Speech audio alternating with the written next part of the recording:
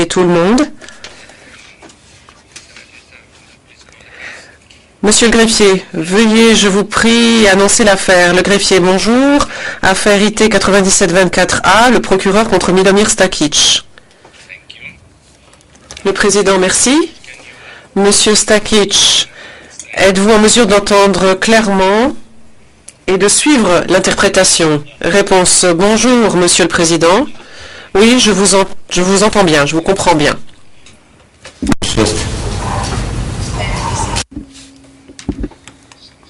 Le président, merci.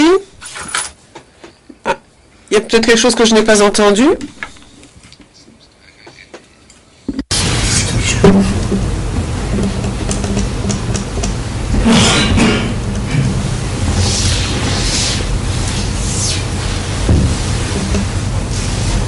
Sorry, I didn't get your answer.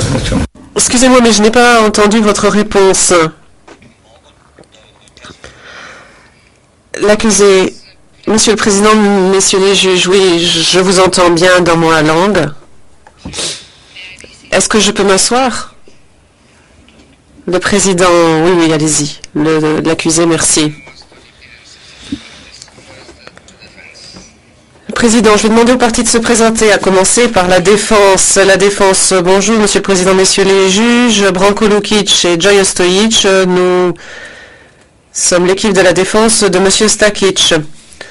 Le président, merci. Et pour l'accusation, bonjour, monsieur le président, messieurs les juges. L'accusation est représentée par Mark McKeon, Helen Brady, Xavier Tracol, Barbara Goy et Catherine Margetts. As the registrar announced, the case on our... Le président, comme l'a annoncé le greffier, c'est à l'affaire Milomir Stakic qui est consacrée la présente audience. Comme indiqué dans l'ordonnance portant calendrier du 16 mars 2006, la Chambre d'appel est réunie aujourd'hui pour rendre son arrêt en l'espèce.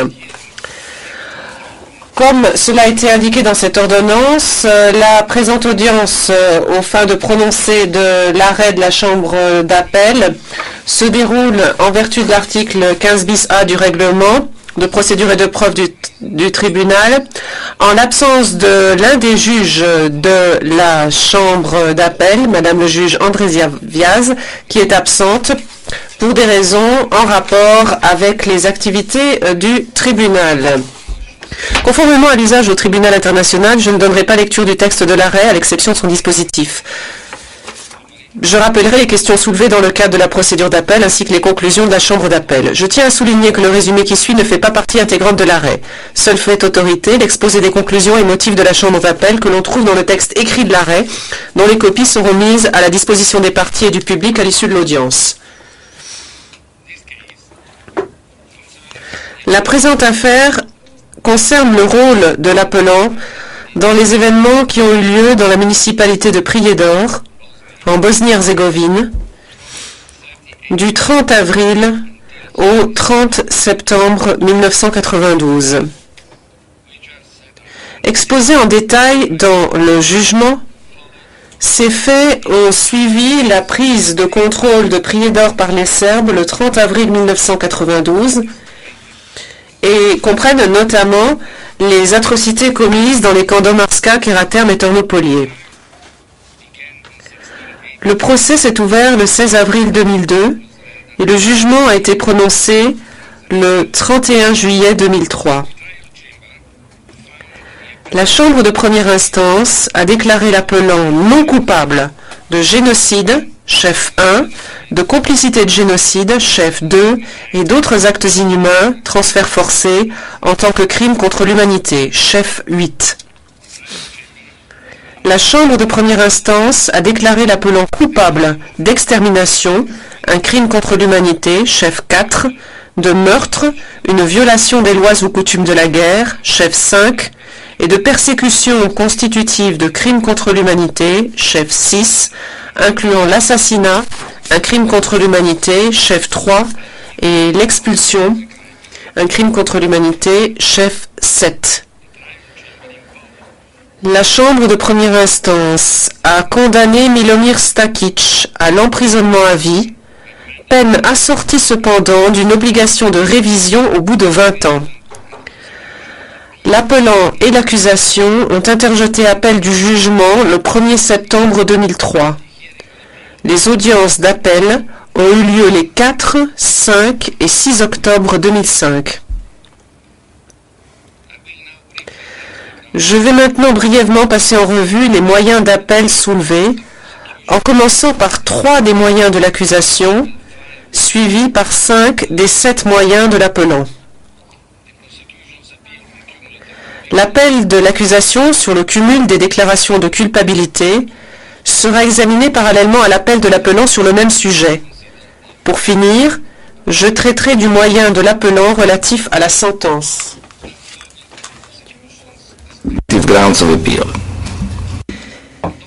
Je vais maintenant passer au moyen d'appel de l'accusation.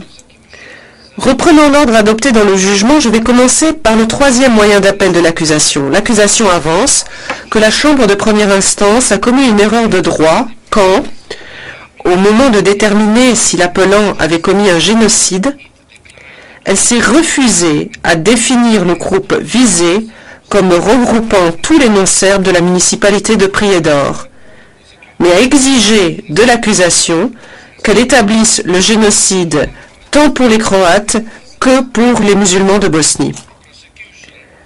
L'accusation fait valoir de plus, à titre subsidiaire, que la Chambre de première instance a commis une erreur de fait en concluant que les preuves ne suffisaient pas à démontrer que les Croates de Bosnie constituaient de leur côté un groupe visé par des actes pouvant constituer l'élément matériel d'un génocide.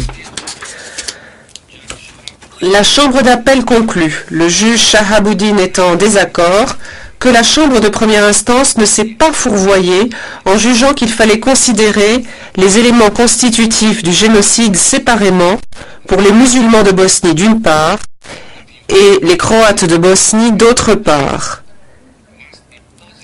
La nécessité de définir un groupe visé par un génocide de manière positive est confortée par l'étymologie du terme de génocide, l'historique de la rédaction de la Convention sur le génocide, les débats d'experts menés par la suite, ainsi que par l'article 4 du statut du tribunal international. Les arguments de l'accusation selon lesquels un groupe peut être défini de manière subjective sont dépourvus de pertinence au regard de cette conclusion. Cette branche du moyen d'appel est donc rejetée. La Chambre d'appel rejette également l'argument subsidiaire de l'accusation selon lequel la Chambre de première instance a commis une erreur de fait en concluant que les preuves ne suffisaient pas à démontrer que les Croates de Bosnie étaient pris pour cible en tant que groupe. Il est vrai que la Chambre de première instance a identifié un certain nombre d'actes de violence individuels dont les victimes appartenaient au groupe des Croates de Bosnie. Cependant, le fait que certains Croates de Bosnie, certains biens appartenant à des Croates de Bosnie et certains sites importants pour les Croates de Bosnie aient été pris pour cible ne permet pas forcément de conclure que le groupe des Croates de Bosnie était, en tant que tel, visé par des actes pouvant constituer l'élément matériel d'un génocide. Au vu de la totalité des éléments de preuve relatifs aux crimes commis contre les Croates de Bosnie, il n'était pas déraisonnable pour la Chambre de première instance d'estimer qu'elle ne pouvait conclure que les Croates de Bosnie constituaient de leur côté un groupe pris pour cible. Ce moyen d'appel est donc rejeté.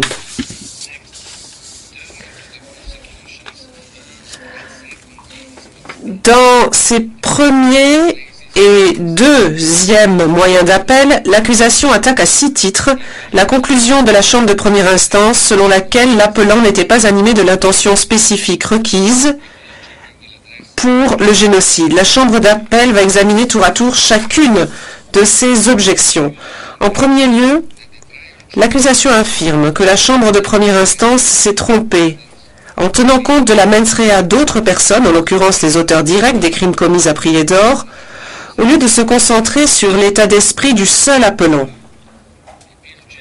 Pour la Chambre d'appel, il est manifeste que la Chambre de première instance n'a pas donné à entendre que l'intention génocidaire manifestée chez des tiers était une condition préalable pour convaincre l'appelant de génocide. Elle s'est en fait simplement demandé si les intentions apparentes de tiers pouvaient fournir des preuves indirectes quant aux intentions qui animaient l'appelant quand il a accepté de s'engager dans des projets criminels avec ces mêmes tiers. La Chambre de première instance a également pris en compte des éléments de preuve directs touchant à l'état d'esprit de l'appelant, et notamment ses déclarations, et elle les a estimés insuffisants pour établir l'intention génocidaire. La Chambre d'appel ne décèle aucune erreur dans cette démarche. Deuxièmement, l'accusation avance que la Chambre de première instance a exigé d'elle, à tort, qu'elle prouve l'intention de tuer tous les musulmans de Bosnie dans la région. La Chambre d'appel n'est pas convaincue par cet argument. Dans le paragraphe cité par l'accusation, à l'appui de son affirmation, la Chambre de première instance a conclu expressément que l'accusation n'avait pas prouvé que l'appelant recherchait la destruction partielle du groupe musulman. Si la Chambre de première instance fait référence à des structures existantes pour tuer tous les musulmans, c'est simplement en tant que preuve que l'appelant n'a pas cherché à détruire le groupe des musulmans de Bosnie en tout ou en partie. La Chambre d'appel estime que, vu les circonstances de l'espèce, la Chambre de première instance n'a pas commis d'erreur en concluant que l'appelant n'était pas animé de l'intention spécifique requise pour établir le génocide. Dans un troisième temps, l'accusation avance que la Chambre de première instance a confondu mobile et intention, en concluant à tort que, le mobile ultime de l'appelant étant simplement de chasser les musulmans de Bosnie de Prijedor, il n'avait donc pas l'intention de détruire le groupe pour parvenir à cette fin.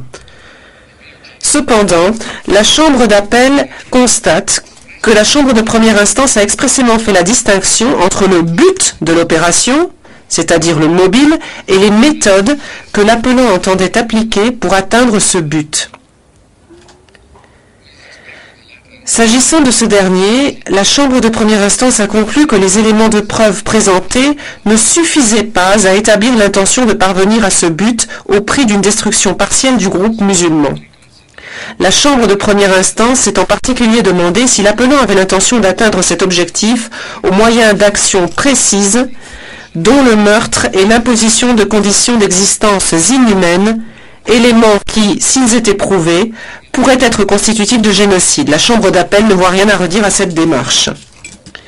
Quatrièmement, l'accusation affirme que la Chambre de première instance a eu tort de ne pas tenir compte de l'intention de l'appelant de soumettre intentionnellement un groupe à des conditions d'existence devant entraîner sa destruction, se concentrant exclusivement sur les actes d'expulsion. La Chambre d'appel conclut qu'il est vrai que la Chambre de première instance ne s'est pas expressément demandé si les conditions d'existence dans les camps de détention et les convois d'expulsés apportaient la preuve de cette intention, mais que les chambres de première instance ne sont pas dans l'obligation de détailler chaque étape de leur raisonnement. Plutôt que de se répéter inutilement, la Chambre de première instance a renvoyé à son analyse de l'état d'esprit de l'appelant figurant dans les paragraphes précédents du jugement. Et par exemple, à sa conclusion selon laquelle les déclarations publiques de l'appelant donnaient à penser que son intention était seulement de déplacer la population musulmane de Bosnie et non pas de la détruire. Cette analyse valait également pour tous les autres actes génocidaires présumés, y compris l'imposition de conditions d'existence intolérables mises en exergue par l'accusation. Les constatations de la Chambre de première instance dans un autre passage du jugement montrent qu'elle était bien consciente des éléments de preuve démontrant la situation effroyable régnant dans les camps, ainsi que dans les autocars qui transportaient les expulsés. Elle a cependant estimé qu'il n'était pas suffisant pour établir l'élément moral du génocide. La Chambre d'appel ne décèle pas d'erreur dans cette démarche. Cinquièmement, l'accusation fait valoir que la Chambre de première instance n'a pas tiré les conclusions qui s'imposaient de l'examen des propos de l'appelant. Si la Chambre d'appel reconnaît que des déclarations de ce type peuvent apporter la preuve d'une intention génocidaire, même si elles ne constituent pas expressément des appels à détruire physiquement un groupe donné, Elle conclut cependant, sur la base des faits de l'espèce, que la Chambre de première instance a raisonnablement et correctement pris en compte, au paragraphe 554 du jugement, les déclarations insultantes et les activités de propagande de l'appelant. L'accusation n'a donc pas démontré que toute chambre de première instance aurait dû raisonnablement conclure que les propos de l'appelant démontraient son intention génocidaire au-delà de tout doute raisonnable. Enfin, l'accusation soutient que la chambre de première instance a adopté une méthodologie par trop fragmentaire, en examinant séparément les éléments de preuve relatifs à l'élément moral pour les différents actes de génocide reprochés, au lieu de tenir compte de la totalité des éléments de preuve, et qu'elle a laissé de côté plusieurs catégories d'éléments de preuve pertinents en rapport avec la mens rea de l'appelant, ou ne leur a pas accordé suffisamment de poids. La Chambre d'appel reconnaît avec l'accusation que la méthode fragmentaire choisie par la Chambre de première instance affecte la lisibilité de son analyse. Au lieu de tenter de déterminer séparément si l'appelant avait l'intention de détruire le groupe au moyen de chacun des actes génocidaires énumérés aux alinéas A, B et C de l'article 4.1 du statut du tribunal international, la Chambre de première instance aurait dû se demander si les éléments de preuve pris dans leur globalité démontraient l'existence d'une intention génocidaire. Pour autant, il ne semble pas que l'approche fragmentaire de la Chambre de première instance ait eu un quelconque impact sur sa conclusion. Les motifs qu'elle donne au sujet des alinéas B et C de l'article 4.1 du statut constituent en fait un simple renvoi à son analyse de la mens rea au regard de l'article 4.1a, où elle concluait que le dossier ne contenait tout simplement aucun élément de preuve démontrant que l'appelant avait cherché à détruire la population musulmane. On se doit de penser que, pour parvenir à cette conclusion, la Chambre de première instance devait être consciente de ses propres constatations, mais qu'elle les a trouvées insuffisantes pour établir l'intention au-delà de tout doute raisonnable. De plus, quand l'accusation attaque des constatations rendues en sa défaveur, l'obligation de persuasion qui lui incombe est considérable. La Chambre d'appel ne peut conclure que les éléments de preuve produits en l'espèce soient à ce point dépourvus d'ambiguïté que toute chambre de première instance était raisonnablement obligée d'en déduire que l'intention avait été établie au-delà de tout doute raisonnable. On peut au contraire raisonnablement considérer que les éléments de preuve cadrent avec la conclusion adoptée par la Chambre de première instance, à savoir que l'appelant était simplement animé de l'intention de déplacer et non pas de détruire le groupe des musulmans de Bosnie. En résumé, les trois premiers moyens d'appel de l'accusation sont rejetés.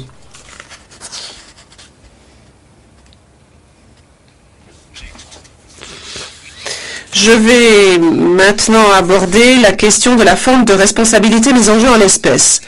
Dans son analyse de la responsabilité de l'appelant, la Chambre de première instance a rejeté l'idée que l'entreprise criminelle commune constitue une forme de responsabilité, bien que celle-ci ait été plaidée par l'accusation aussi bien dans l'acte d'accusation qu'au cours du procès.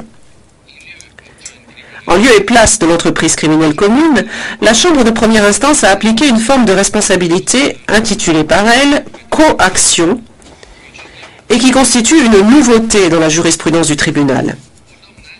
Bien qu'aucune des parties n'ait fait appel de l'application par la Chambre de première instance de cette forme de responsabilité, l'importance générale de cette question pour l'application du droit justifie que la Chambre d'appel la soumette d'office à un examen approfondi.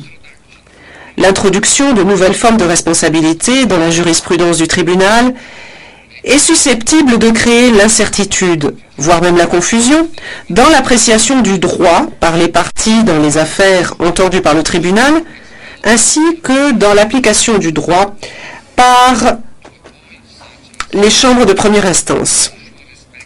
Pour prévenir une telle incertitude et garantir le respect des valeurs d'homogénéité et de cohérence dans l'application du droit, la Chambre d'appel se doit d'intervenir afin de déterminer si la forme de responsabilité appliquée par la Chambre de première instance est conforme à la jurisprudence du tribunal international. La Chambre d'appel conclut que la forme de responsabilité dite de la coaction, telle qu'elle a été définie et appliquée par la Chambre de première instance, ne trouve de fondement ni dans le droit international coutumier, ni dans la jurisprudence constante du tribunal international. La Chambre de première instance, ayant versé dans l'erreur, en appliquant une forme de responsabilité ne constituant pas une règle de droit valable dans la juridiction du tribunal international, sa décision relative à la forme de responsabilité applicable dans le jugement de première instance est annulée.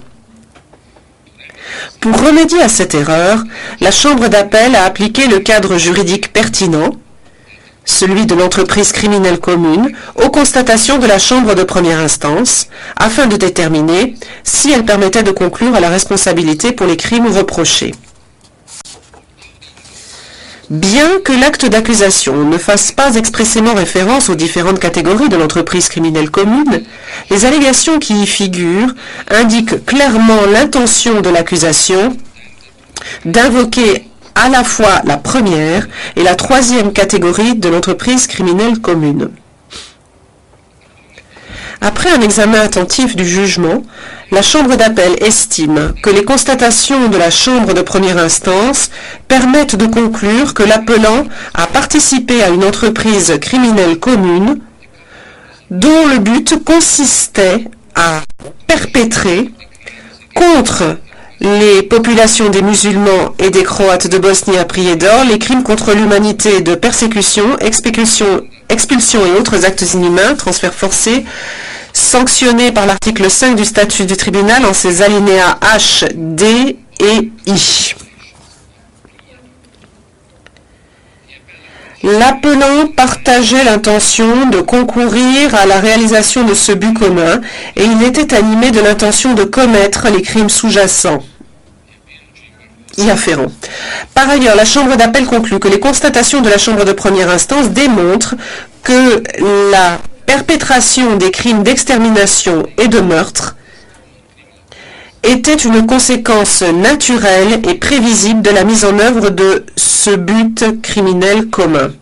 L'appelant, qui a participé à la mise en œuvre du but commun, s'est accommodé de la probable perpétration de ces crimes.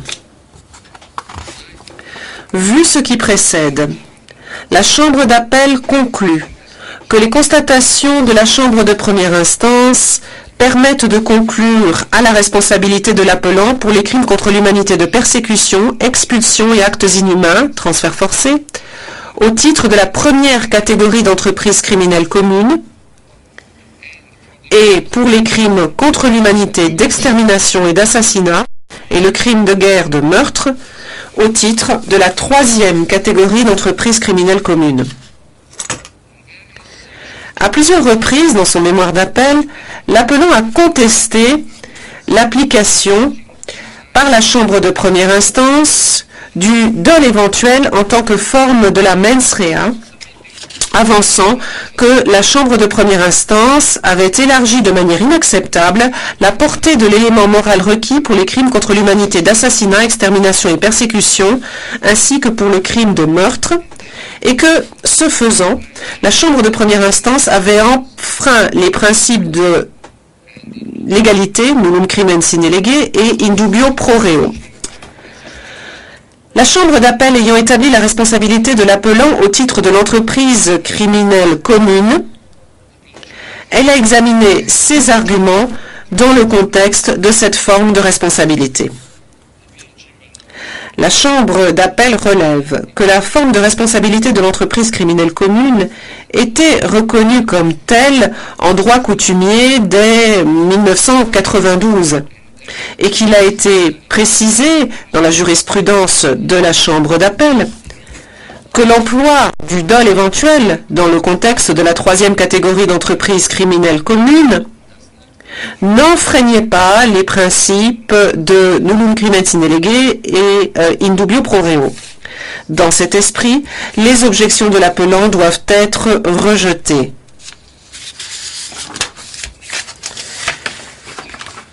Je vais maintenant examiner le premier moyen d'appel de l'appelant. Il comporte trois branches relatives à l'élargissement de la portée de l'acte d'accusation par la Chambre de première instance. Dans les deux premières branches de ce moyen d'appel, l'appelant avance que la Chambre de première instance a commis une erreur en se fondant sur des actes datant d'une période non couverte par l'acte d'accusation et en l'empêchant de contester l'erreur ainsi alléguée au cours du procès. La Chambre d'appel conclut que certains des actes mentionnés par l'appelant constituent des faits essentiels qui doivent être exposés dans l'acte d'accusation, alors que d'autres sont des éléments de preuve qui n'ont pas à l'être. Les faits essentiels évoqués par l'appelant, et notamment son autorité et son rôle dans l'entreprise criminelle commune au cours de la période couverte par l'acte d'accusation, y ont été exposés comme il se devait.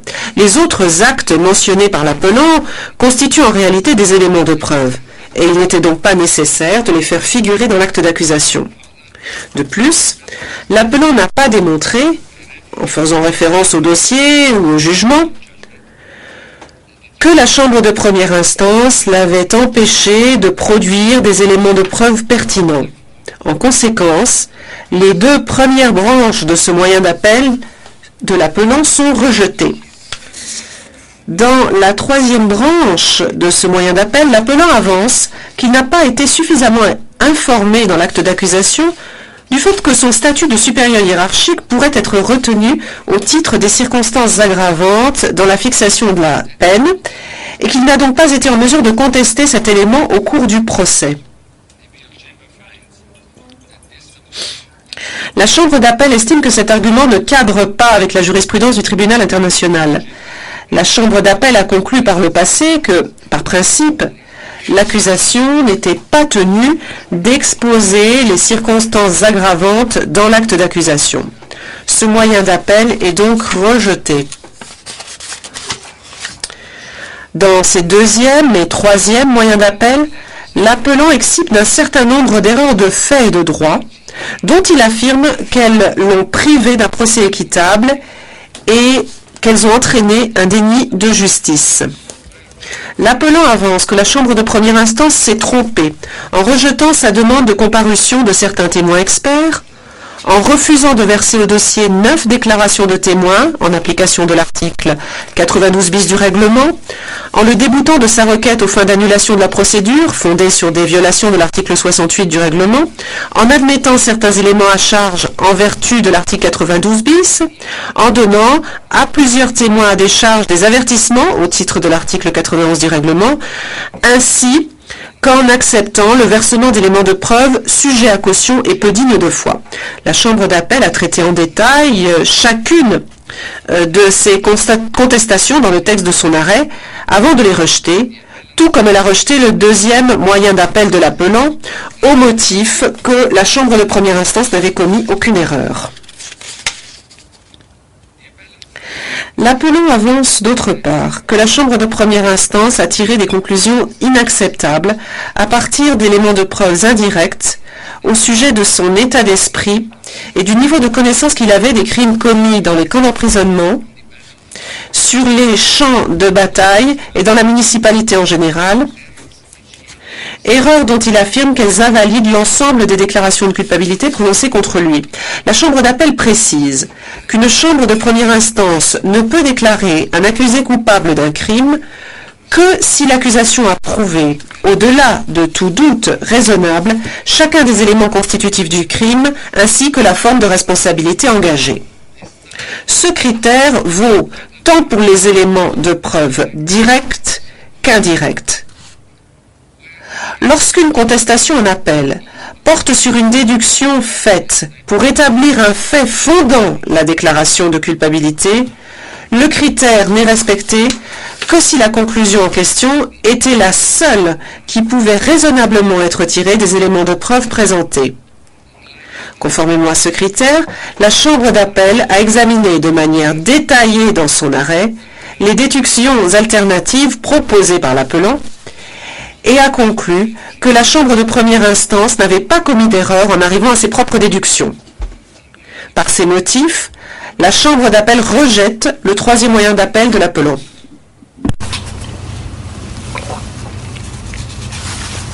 In its fourth ground of appeal, Dans son quatrième moyen d'appel, L'appelant soutient que la Chambre de première instance a commis une erreur de droit et de fait s'agissant de plusieurs conditions d'application de l'article 5 du statut. Dans la première branche de ce moyen, l'appelant nie que les attaques menées à Prié d'Or aient été généralisées ou systématiques, comme l'exige l'article 5. L'appelant n'a pas démontré devant la Chambre d'appel en quoi les conclusions de la Chambre de première instance concernant l'existence d'une attaque systématique étaient déraisonnables vu l'ensemble des éléments de preuve produits.